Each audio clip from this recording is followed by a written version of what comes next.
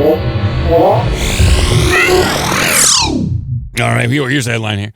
UFO reportedly spotted over Russian nuclear power plant. That's good news. Oh, wow. Okay. Well, if people remember, we covered a story in late January of 2023. Russia claimed to have shot down a UAP. That was the headline. It could have been a drone. It could have been something deployed by the United States, Ukraine, or NATO. Unconfirmed. Russia simply said that it shot down a UAP. But here is another little thing right here. So, Russia spotted a UFO. That's what it's claimed to be over one of their power plants. The incident, which is being investigated by Russian authorities, could be linked to similar sightings over other countries. According to reports, the object was spotted on Wednesday over the Leningrad nuclear power plant in the city of Sosnovy in the Leningrad Oblast. Descriptions of it in the media have been varied, with one report claiming that it had been seen at an altitude of around 10,000 feet and was moving at speeds upwards of 200 kilometers per hour. So what? 200 kilometers per hour is like 160 miles an hour, maybe? Oh, my God, yeah. I mean, that seems like 10,000 feet, and at that speed seems like a typical drone speed. I don't know. Like a military drone, I suppose. Yeah. Not commercial, but military. Military officials tasked with investigating the case, stated that it was neither a plane nor a drone. That's what it said. They said it was neither plane nor drone. So the unknown object moved at the speed of the wind, one official said. So it was going with wind. Is this a Chinese weather balloon or a Chinese spy balloon over Russia? Is that what we're talking about here? Balloon. This means it doesn't have engines, which means it isn't a drone or an airplane. So it could be a Chinese spy balloon. I got a problem with Chinese balloon. Confusion quickly spread over the nature of the incident. However, when Leningrad deputy governor moved to dismiss the story entirely by claiming that the information was untrue, given the possibility that the object could be some sort of balloon, the sighting has been linked to other recent sightings of alleged spy balloons over the U.S. and elsewhere. As things stand, Russian officials are monitoring the object, but are otherwise unconcerned. They haven't shot down the thing yet like we did. Lazy fuckers. Well, back in, we covered a story back in 2019, 2020 of a variety of stories of UAPs, UFOs, drones, whatever, over United States power plants, ranging from the years like 2015 all the way up until 2022 of incursions over fairly secure power plants in the United States. And according to the reports we read, the FAA were aware of those reports. So was the FBI. We don't know whatever came of those stories, but in most of those events, it did appear that they were drones, like either commercial or operated by some different country. And this Russian UFO, they're just using UFO to get the headline here, but it did appear, they're even saying it's a balloon. It's probably a balloon. It's moving with the wind. So that's probably exactly what it is. But I do have another little piece of UFO footage. Now, this was captured up in the skies. This is slowed down footage of a plane coming right past a UFO. This is slowed down. Now, this plane, tough to say how high up this was. I'm going to guess. I think if I remember, like this being posted on Reddit, anywhere from 20 to 30,000 feet.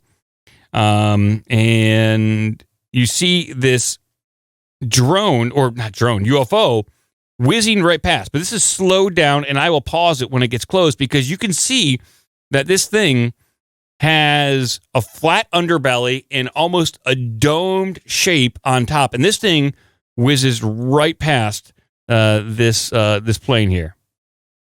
I'm going to, they have the camera right here. It's going to come into focus.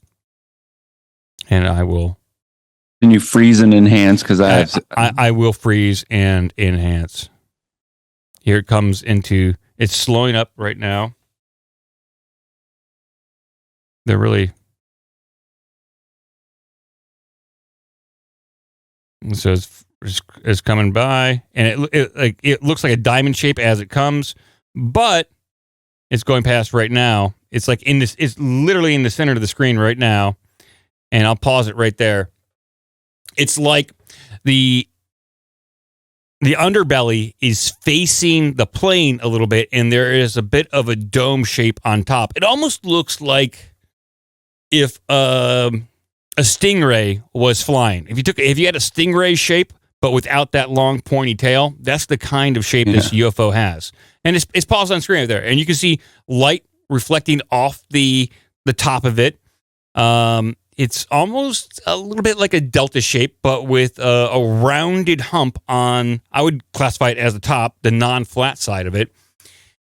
It could be a balloon. I'll put it out there. It could be a balloon, but it's not like any balloon that I have seen. It's not like a party balloon. It's not tethered to anything like any sort. There's no you wouldn't instrumentation. be able to tell. It's very it's difficult to tell, but it's paused on the screen right here. You can. It kind of looks like Boba Fett's ship. Oh, the Slave One. Yeah, it does. It does look shape. A little bit like Slave One. Look at the size of that thing. It's tough to gauge size at this thing of this thing, but it's there. I mean, there is something. I mean, it is an object in the sky. It is a UFO. We don't know what it is, and I have it paused on screen right here. So, I mean, who's investigating this? Is this part of the? Is this something that the UAP task force that is severely underfunded is going to look at? What are they going to do with this? Do they have radar signatures that they can take?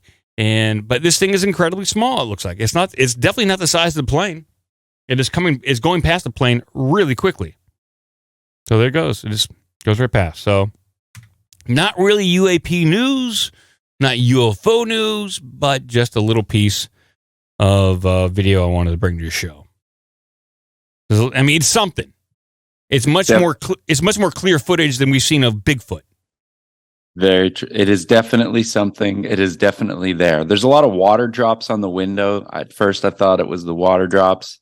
Mm-hmm. Then I saw the little diamond thing, and it's so it looks like goo. It's like gray goo in a diamond shape. Yeah. I mean, it's very indistinct. Yeah. And this is kind of like a little something from Joe Rogan. And this is Joe Rogan and Bill Ottman react to Colm Kelleher acknowledging that the U.S. has downed UFOs of unknown origin. So Colm is probably most recognized as being tied to the Skinwalker Ranch. So he wrote a book in conjunction, or wrote a book with George Knapp, The Hunt for Skinwalker, and he was on the NITS team, which was tasked with investigating all the weird stuff that was going on at Skinwalker Ranch, and has since released another book called Skinwalkers at the Pentagon. So when Colm talks, I listen. He's a very educated person. He's tied to the subject and seems to be pretty in tune with stuff. So I'll bring this up on screen. Here we go. There we go. Here we go. Does our government have downed UFOs from unknown origin that they've been trying and are trying to reverse engineer and exploit those technologies to understand the physics and understand that technology? Sounds like Sean Do Penn. we have that to work with? I can't talk about that, but the answer is yes. I can't talk about it, but So this is from Weaponized, Jeremy Corbell and George Knapp's podcast. Just that answer alone. So who is Colm? Who is he? Well, he is... Explain who he is. Jeremy. He is a program manager for the government's largest UFO program. Which is that arrow? I don't know. It might be. You don't know much, Joe. Jamie could find that out. I was about to say. Yeah, Jamie. I mean, Jamie. The type of whistleblower protections that are available, like I hope we can expand that so it's not just for UFO related stuff, but also for surveillance, to protect the Snowdens and Assanges of the world. Like we need that, and that's why I think that this office is going to be successful. It's because like you can't the people who are doing the black projects need to have reassurance that they're not going to be screwed after coming forward. And so, you know, this type of legislation is so key. I had an exchange with Mellon recently, and he actually told me to mention this. So he was saying that Lazar should come forward through Arrow because so because why not? I mean, if he was involved, then he could participate in that organization and put it through, because that's the channel that we have now. The idea that someone is going to come out and say, we have downed UFOs, but we can't talk about it. Yep. Like, what does that mean? Do you have something that was unidentified that is from some other state, some other government that you found, and it's unidentified? Or are you saying you have something from another planet? There's two very different answers. Right, because the Chinese balloons included in this as well. So if that gets downed, you know, that constitutes crash materials. Right, like what is a UFO? It's unidentified. What does that mean? But are you saying that you have something that you're back engineering from another country? Or are you saying you have something that is of some completely unknown origin? Like, so what they're referring to here is like in the legislation, what established, I believe, the recent rounds of the Defense Department coming to the I think Congress and talking about UAPs is that there are special whistleblower protections included in that, meaning that if you just so happen to work on a black project that involves, I guess, downed alien technology or, you know, off-world stuff, you can come forward, talk about it, and you are free from reprisal. I guess government reprisal, but when has that ever worked? Just because you think that you have whistleblower protection doesn't mean that these super secret black project people, these special access projects, they don't have their own internal security that are just going to take care of you when you start to think about blowing the whistle. And so, yeah, you could contact your congressman and say, hey, I got some information about this. But I would have to imagine as soon as you make that contact, that a first official kind of overture to disclose this information, you're going to be taken care of. Big time. Yeah, taken care of in the bad way. You're going to go hang yourself in the park and shoot yourself in the back of the head twice.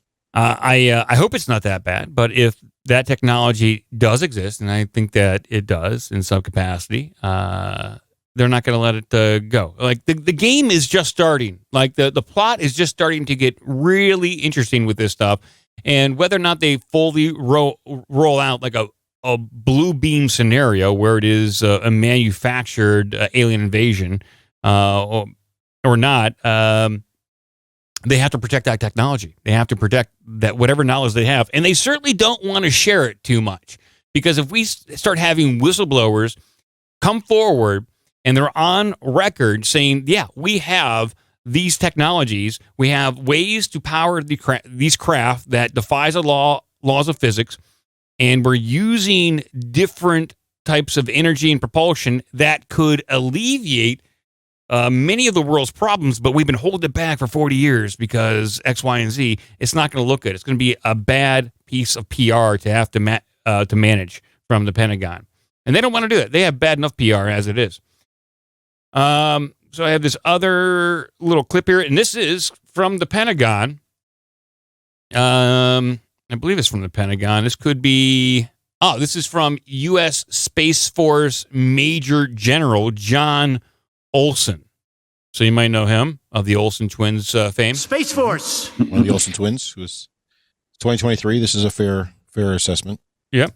Here, and this is him talking about everything. Second part of your question. This is what they need now. Okay. Money. I think the second part of your question was related to UAP, or unidentified aerial phenomenon, and that UAP task force.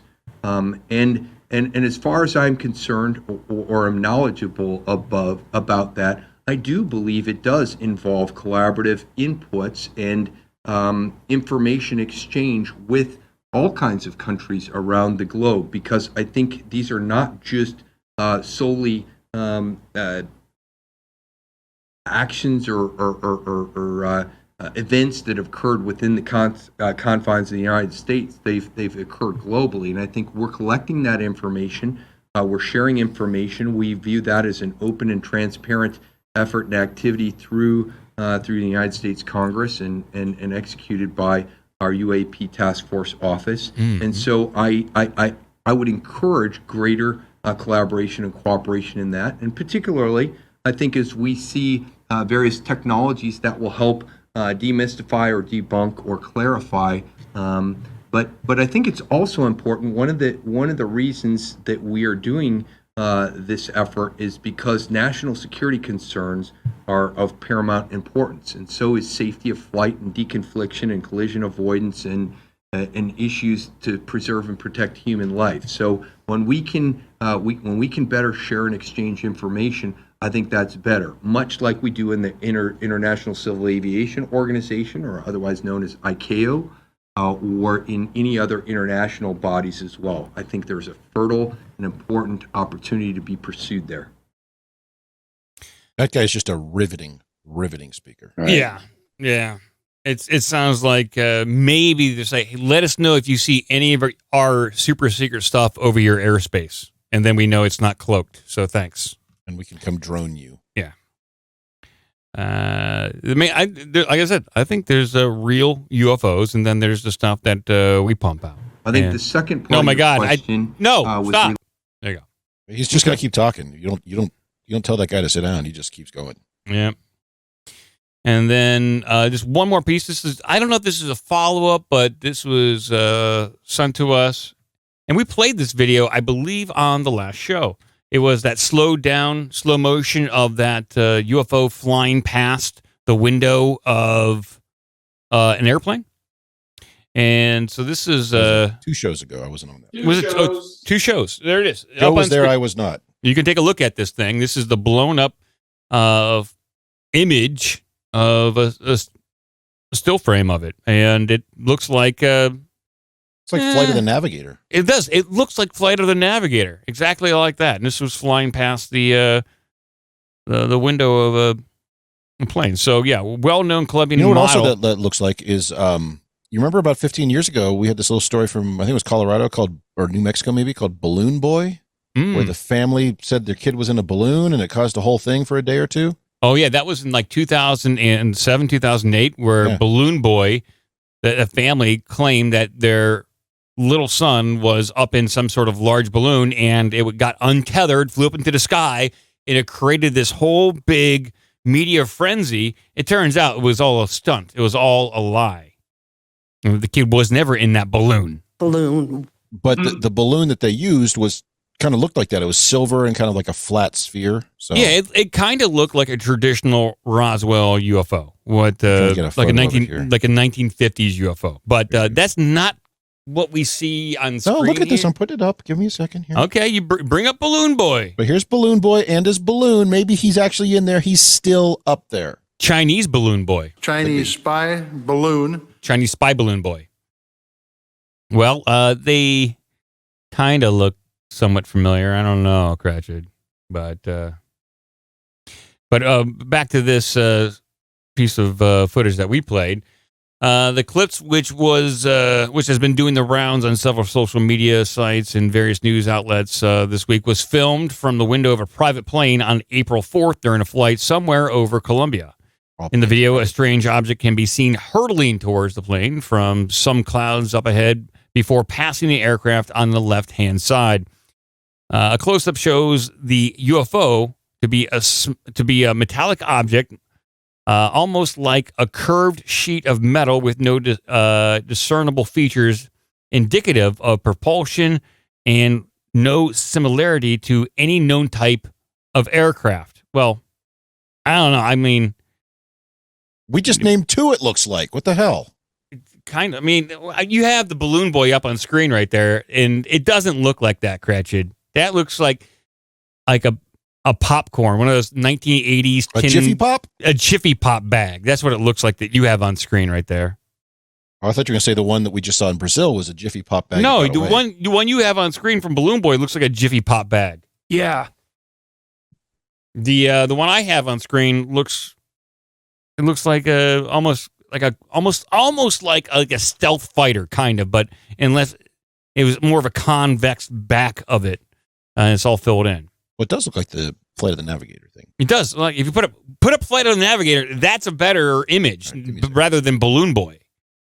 I just like the idea that Balloon Boy's still up there. He is. We can only hope. Let's see. So if you recall in the movie, it changed shape. I'm trying to find pictures here. So with this thing, as things stand, the nature of the object remains unclear. It is possible that it is a piece of debris from something, or perhaps a sheet of some lightweight metallic material caught by the wind. I don't know. It doesn't look like a sheet of anything. It looks like it's a craft of some sort, but it's flying on its side. It's not like, it's like the bottom part of it is like at a 90-degree angle. Like it's not facing, the bottom of it is not facing the ground. So it's traveling in a very weird way. And when it flew past the plane, it was flying past the plane in that orientation. See, there's also a chance that it could be a hoax created using computer imagery. Oh, really? It could be a hoax. I didn't know about that. Well, it's like, remember years ago, that guy created the video, or he had video of crop circles getting created, and it turns out it was all just CGI. So yeah. So we played the footage. I just wanted to bring that back up. It's fascinating, but without, like I said, radar data. And does Colombia even have an air force? They got to have at least one plane. Do they even have? Can we get them to chime in on this? Oh God, probably not. I hope that they do. Oh, there you go, Flight of the Navigator. Yeah, right there. That looks more. Yeah, that image of Flight of the Navigator looks more like this UFO. Yeah, that's it. It's Flight of the Navigator. Yep. When did that movie? Remember that movie had time travel? When did that? 1986. Yeah, but remember he was like. He went back to 1977. Oh, okay. Or 1978 to go see the Bee Gees. And he stole an alien and kept it in his pocket. Yeah. He's a kidnapper. Okay. Yeah, 86 and 78 were the two time periods in that movie. Why did I remember that? Yeah, that's good you know that. That's what I know. That's the information you have right at the tip of your tongue, constantly ready to go at a moment's notice. Someone asks about an obscure 1986 live-action Disney film, and you're all over it. Who did the voice of the alien I know spacecraft? that one. Pee Wee Herman did that. Yep. I do know that. Yeah. Why the hell do I know that? I don't know. Okay. Well, let's transition out of here, and I can thank a few people, and then we'll try to get to the New Kingdom. All right. Well, I definitely want to thank some people for helping support the show. Big time. Your support means a lot. So let me start here. Boy, it's been such a long time. I don't even know if this drawbridge works. So let me see if I can cue the drawbridge here. It's a rusty drawbridge. I gotta lower this drawbridge down. There we go. Let's see if I can crank it. Yep, it's working. Okay. Guess I'll start walking across this. There we go. Oh, there. Walking across. There's the Donkey Destiny right there. Slap that thing right there. There's a fly buzzing around in here. Got to get some fly traps. Break the first window. Hey, there's Bogey. There's Mr. Mustache. And then, there we go. There's the chicken of courage right there. Hold on. There we go. Okay. There we go. Fly still buzzing. There we go. And I got to start smashing windows in order to thank people. And on Patreon, I want to thank Phil K. We also got Matt J. Got Alyssa, Ingrid, Les F, M. Callahan, Jason W. Brandon, DDG, Jeremy, Leo B, Joe, Jonathan D, TC, Lane S, David H, Don H, Felix, Joseph K, Adam P, Tater Mitz, yes, Collie, and Tim. If I forgot anybody on Patreon, let me know. On Patreon or PayPal, we got Raymond D, Diane D, Keith O, Chris W, Timothy T, Ashley M, Andrew G. And then on Subscribestar, we got some hardcores out there with Too Many Mai Tais, Danny S, J, Mailbox Head, Felix, and Tone the Bone. So thank you all very much. Let me raise that drawbridge back up. Pop a Hot Pocket in the microwave to celebrate everyone out there who contributed. And we are going to get out of here. There we go. And once this Hot Pocket is done, we are going to try to roll to the new kingdom. Yes, people have been asking. Is that the safe microwave that still has the door on? This is the good microwave. This is the one that is fine. This is the one that I tested, and I'm testing it right now with a Hot Pocket. Remember we did a Hot Pocket challenge in 2020? It worked. See? Look at it. There you go. Thank you. I do remember you made Joe eat a Hot Pocket on the air. That was fun. Just for the sake of doing, can you run the dangerous microwave for a few seconds? Okay, this will pretty much irradiate everyone in the castle, but okay, here we go.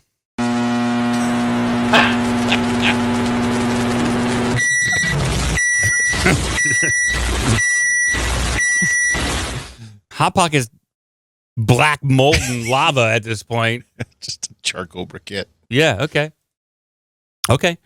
Well, we're going to try to get to the new kingdom right now. People have been asking me everywhere I go. They say, hey, yo, Crypto, when we get into the new kingdom. And who the hell is Crypto? Did you give yourself another nickname? That's my name back in high school. People know me around here. They say, hey, yo, Crypto, and then they ask me a question. And that's just the way it goes. Yeah, it's true. Absolutely. Joe, was he known as Crypto in college? It sounds made up. Did you have any nicknames in college? Yeah, Crypto. Hey, yo, no, Crypto. No, you did not. No one was calling you that as far as I could tell. Well, they do now, okay? But first things first, I got to talk about the UFO hearing that was today. They do it every year. And I got to say, it was a big stinkeroo. Very boring.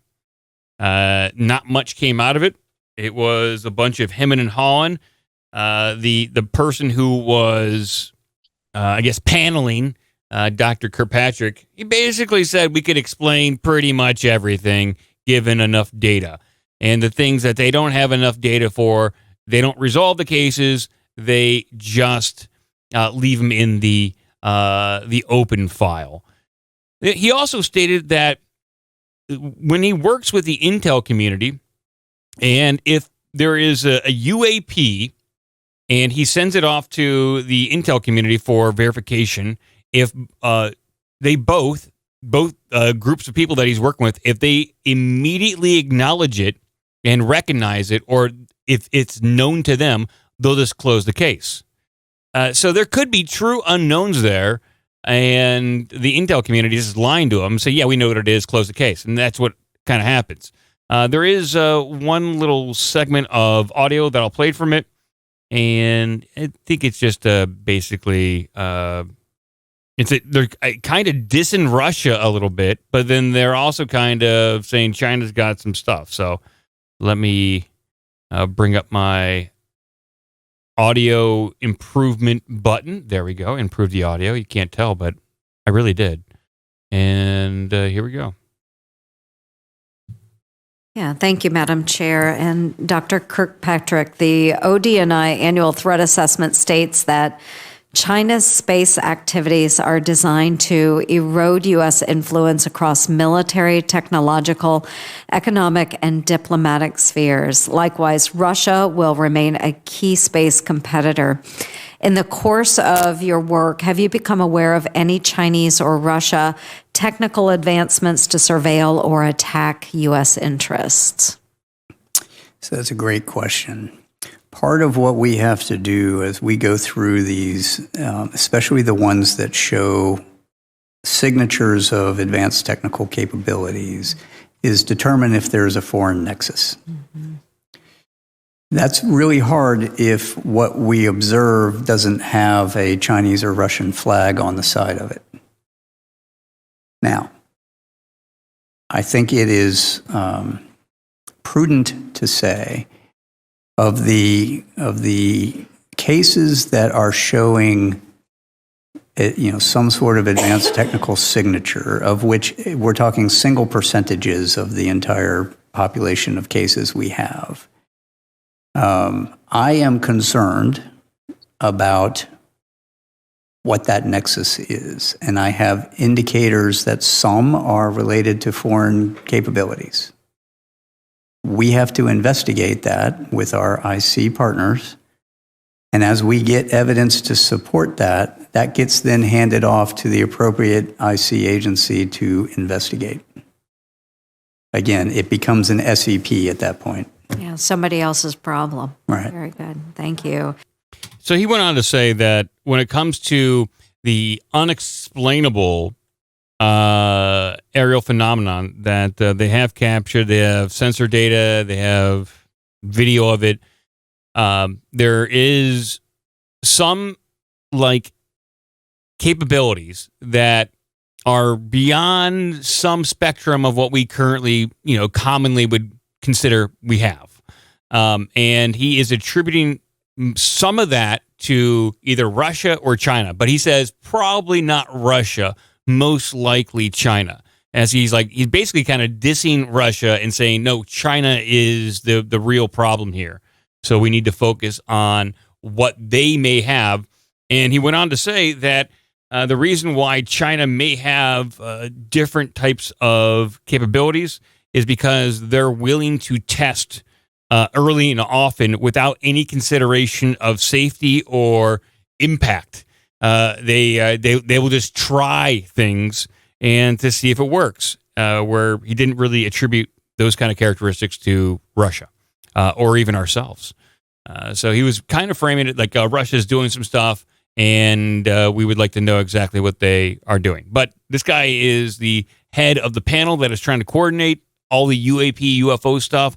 I doubt he's getting fed all the information. If he's sending out verification to the various intelligence community or DOD for if they can acknowledge top secret projects, he's probably not getting the full story. But this guy has quite the resume and seems to be at least somewhat reasonable in this hearing. But nothing really came out of it. Not much.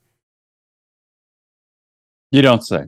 I mean, they did talk some about Chinese spy balloons. They did talk, the Chinese spy balloon thing came up quite a bit.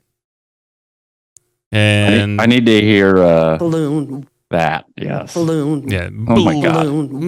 Balloon. It's like she's not sure about it. But so they were dissing Russia there, but it just so happens like an article came out on the debrief.org about Russian UFO wonder weapons and new physical principles. And this is a long article, and I perused it. I looked through it. I even glanced at it a little bit here. And here's what I came away with, is that the Russians are very interested, at least certain segments within the Russian military, at least were very interested in new types of physics and types of weapons to be researched and deployed. Like in October of 2017, Russian Major General Klislov told the state media outlet that the military equipment based on new physical principles was already being tested, and it is in the process of being deployed in certain regions. Now, you want to say, notwithstanding these claims, and again, considering the Russians' military performance in Ukraine, this renewed talk of weapons based upon new physical principles appears to be little more than propaganda, especially fantasies designed to make the Russian public feel more secure about its place in the world and military hierarchy. And what they're saying here, if the Russians do have these wonder weapons, why haven't they been deployed in the Ukraine, in the battle with Ukraine? if they have this capability, why not use it? We haven't seen it yet. Or if they've used it, it hasn't been noticed by us, or we haven't been told about it. What are you, chicken, Russia? You chicken? It goes on. It goes on to say, however, perhaps the most intriguing part isn't whether or not Russia has developed or is trying to develop bio-robotic super soldiers. Instead, it is where this revived concept of weapons based on new physical principle appears to stem from. Some of Belos's predictions. Belos was another. That's Vladimir Belos, another higher up in the Russian military. Some of Belos's predictions of future weapons flirt with the fringe. In the section on weather balloons and weather weapons, Belos mentions the U.S. Department of Defense's former High-Frequency Active Auroral Research Program, or HARP, and an ionosphere research program located in Alaska. So this guy in Russia is referencing HARP. And he goes on to say HARP has been called the Moby Dick of conspiracy theories, with proponents believing the facility's high-frequency antenna array can be used to control and weaponize weather. Scientists have long maintained that conspiracy advocates are ignorant of what the large ionic research instrument at HARP is capable of and the bounds of natural science.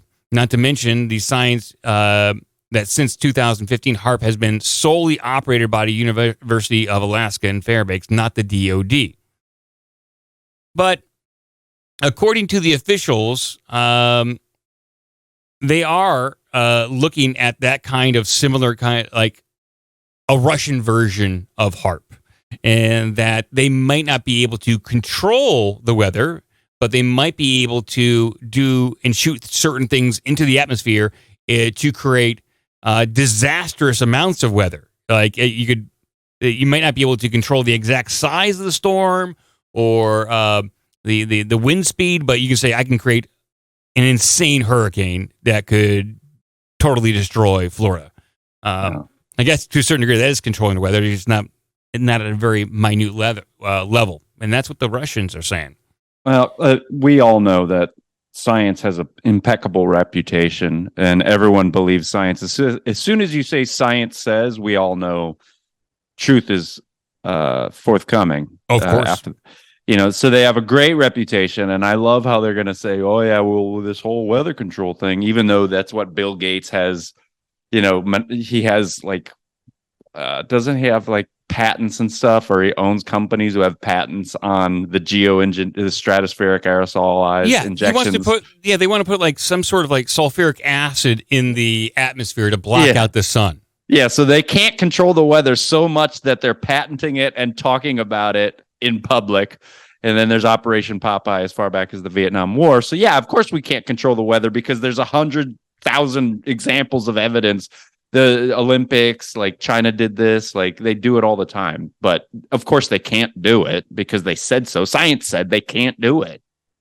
So this last little bit that I'll read kind of speaks to the current UFO UAP discussion and maybe what Russia still thinks about it. I don't know. According to the intelligence official, Russia's unwillingness to discuss UFOs, especially the United States' sudden interest, likely has something to do with its own history of using the subject as an intelligence tool. The term UFO was banned at one point in the Soviet Union. They used it as a trap, so probably they assume it's a trap now, which is pretty interesting. But they went on to say, according to the officials, in the late 70s and 80s, Soviet intelligence services believed that persons interested in paranormal topics like psychics, ghosts, and UFOs were mentally weak and highly susceptible to malign influence. So you kind of think that, Joe. Such low-hanging fruit for the dummies. Yeah. Oh, it is. It is. It can be. That was, what was I saying about the the balloons? Yeah, it was. Yeah. Well, who said that was what I was talking about? Yeah, you were talking about the balloons. Yep, absolutely. And I was saying it's low hanging fruit for the dummies because they were all like, "Oh, UAPs, UFOs." Blah, blah, blah. It's like, dude, it's a fucking balloon. Mm-hmm. Calm down. The last little bit right here. So, former senior U.S. intelligence community official Dr. Eric Hasseltine points out there are plenty of reasons that some of the exotic RF, EM, and acoustic weapons mentioned in the Russian documents are precisely like the type of thing that could account for the rash of anomalous health effects commonly referred to as Havana syndrome. So the kind of things that the Russians were talking about with microwaves, directed energy weapons, all that kind of stuff, they were talking about for years. And of course, the U.S. intelligence community is like, oh yeah, the Russians have been talking about it. It kind of mirrors what the Havana syndrome is all about. Even though our CIA has said that there is no link to a state actor or a foreign actor responsible for the Havana syndrome. So there's just a bunch of wishy-washy They are super trustworthy. If there's anyone I trust more than scientists, it's the CIA. Yeah, anything they say, you can believe. That's right. There are cattle mutilations going on in Texas. Yeah, I'm ticked. I had this story for Saturday, and we didn't cover it. So. Oh, okay. Well, I got it here. I'm going to run it anyway. Yeah, we can do it again. There might be some new information. No, I'm going to run the story from 4 days ago. Oh, okay. Well, I got this information up here that I really want everyone to know about. Cattle mutilations in Texas. And this has made mainstream news, not even just local yokels over there in Texas talking about this. We're talking about, this is on Fox as well, but this is a Fox affiliate. Well, in other news, the deaths and mutilation of cattle along Texas' Old San Antonio Road in Madison County are under investigation. According to the Madison County Sheriff's Office, ranchers said that a 6-year-old Longhorn Cross cow was found dead at their ranch, mutilated and lying on its side. A straight, clean cut with apparent precision was made to remove the hide around the cow's mouth on one side, leaving the meat under the removed hide untouched. The tongue was also completely removed from the body with no blood spill. The sheriff's office says there were no signs of struggle and the grass around the cow was undisturbed. No footprints or tire tracks were noted in the area. While looking into the Longhorn Cross death, the sheriff's office says that 5 other similar acts involving 4 adult cows and 1 yearling were reported along the area of Texas OSR running into Brazos County and Robertson County. Each incident happened in different locations, pastures, and herds. So there you go. There's some crazy stuff. Now, they didn't go ahead. They didn't mention the best part, but go ahead. Well, I was going to bring. Well, tonight authorities north of. I was going to bring open the Fox News item because it was covered on Fox News. What were you going to say, Gretchen? There's a part they left out of that I'll run the Fox News version and then we'll see if this has it. Okay, I'll run the Fox News version. Interesting. On top of that, the areas around the carcasses were undisturbed, no signs of a struggle for the cows. And as troubling as all this is, stories like this have been happening actually for decades.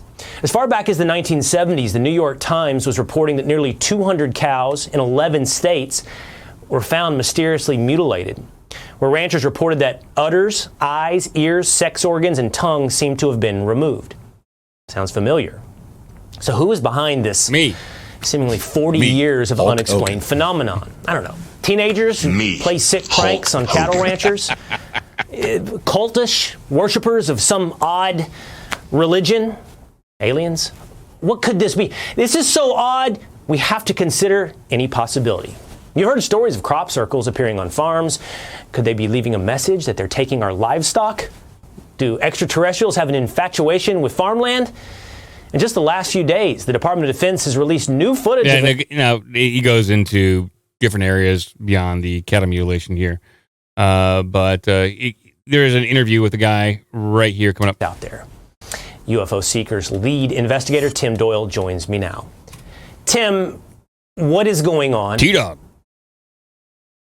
Well, something strange, and in fact, it's been happening in Texas for a long time. Here's a picture of a Texas Tech student who actually had his car shut off by a UFO object, and you're seeing the sheriff participating in this. But cattle mutilations have been going on in depth since the 70s. There was a New Mexico State police officer who investigated up to 90 cattle mutilations in New Mexico. In one of those cases from 1976, Gabe Valdez, the police officer, found evidence of a triangular-shaped object landing near a cow, then some type of tripods exiting this craft. And these tripods were anywhere from 28 inches to 4 inches in length. Now, Gabe said in his investigation that these tripods that exited this UFO craft followed the cow for 600 feet before the cow finally fell dead. And these tripods had little tracks that they left on the ground. Gabe returned to the same incident site for a second time and found that these tracks had actually gone over his tire tracks. So Tim, look, you know, I have an open mind about all of these topics. I'm open to the possibility. I'm also open to the possibility of being manipulated by the government to increase budgets, as was recently said by Elon Musk. But here's the thing. It's usually the simplest explanation. Acknowledging that these things have been happening for quite... He's not going to go into anything else, but... yeah, so Madison County, Texas, cattle mutilations. What else in that story, Gretchen, that was not told? So I have a link in Carrot Shop. This is the story I pulled from last Saturday. Okay. Go down to or search for the phrase "on 2 of the 5 cows." 2. Okay. It's about half. Well, I don't know, about halfway. Okay, yeah. On 2 of the 5 cows, a circular cut was made, removing the anus and the external genitalia. This circular cut was made with the same precision as the cuts noted around the jawline of each cow. The Madison County Sheriff's Department stated, continue adding, just like the first, there were no signs of struggle or disturbance in the grass, no blood spill, and no noticeable tracks. No predators or birds would scavenge the remains for several weeks after the death. So it was tainted meat at that point. Yeah, so very strange. Also, the removal of genitalia and also the anus. That's the first time I've seen that come up there. So I have to do it. Well, you know, hey, what Alex has to do on his Friday night to wind down from a busy week of crazy news. Yeah. Yeah, I didn't hear that level of detail in any of the reports that we just heard there. Hell? So. And yeah, these cattle mutilations aren't new. And I went looking for any sort of other crazy incidences in Madison County, Texas. And I found one from 1992. This is in Madison County, Texas, 1992, January. A witness was awakened by her dogs barking ferociously outside her bedroom window. She sat up in bed, looked out the window, where outside she saw a light, and then she saw something that completely shocked her, which was a strange goat man-like creature walking under a pecan tree while her dogs steadily nipped at its heels. The creature was about 7 feet tall and was standing upright like a man with slightly curved shoulders and with horns and hooves of a goat. Its hands were slightly curled with some very nasty-looking gray fingernails. His skin was yellowish green color with sparse hair all over the body. Its legs and body were that of a man. She caught a glimpse of the side of the face, which was nearly the shape of a man's. The creature never turned to look at her and quickly walked from the area and the dogs. Later, from time to time, she could hear the sounds of a goat calling in the night, according to the witness. So there you go. Crazy. She was able to just kind of watch that the thing walk around for a bit. You just walk around, yeah. Look at that guy. Also, what color was his skin? It was green skin, greenish skin. He had green skin, and gray skin, greenish skin. I don't care what color they are. Just it actually said yellowish green skin, yellowish green skin. He had green balls. I say, what color were the balls? No, we don't know. Why aren't the balls white? I don't know. The balls are all over the place. We don't know. But there you go. There's some weird cattle mutilations being covered by mainstream news now. Big time Fox News. So that's pretty important. But that's it. I doubt we'll hear much more from that on mainstream news, like a follow up of that story. It's just going to go because there's really no follow up. There's no massive investigation that comes in and talks to the ranchers and say, we're going to get to the bottom of this and find out what happened to your cattle. It's left a mystery, and that's it. Well, there's a Facebook post from the Madison County Sheriff's Office. I'm guessing my curiosity is, did they post any follow-ups? This is from the 19th, so this is a week ago today, right? Is that right? Yeah. Yeah, just about, yeah. So I'm not sure if there's been any follow-ups on this, but it's been a week. Well, maybe there's something we can take a look at for Saturday. See if there are any follow-ups. Did they wind up finding tracks or tripod marks close by? They didn't find anything in the immediate area, but you never know. Give us an email at ourbigdumbmouth@gmail.com. Check out obdmpod.com for all the social media and donation links. Be a part of the magic.